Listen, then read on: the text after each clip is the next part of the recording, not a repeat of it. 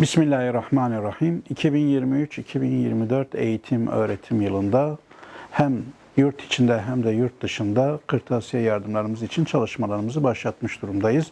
Bu çalışmalarımızın neticesinde inşallah hayırseverlerimizin bize sundukları katkı oranında inşallah hem yurt içinde hem de yurt dışında öğrencilerimizin kırtasiye ihtiyacını gidereceğiz. Bizler özellikle bu yıl deprem bölgesini önceledik. Deprem bölgesindeki öğrencilerimize yönelik çalışmalarımız başladı ve orada da şu an dağıtımlarımız yapılıyor.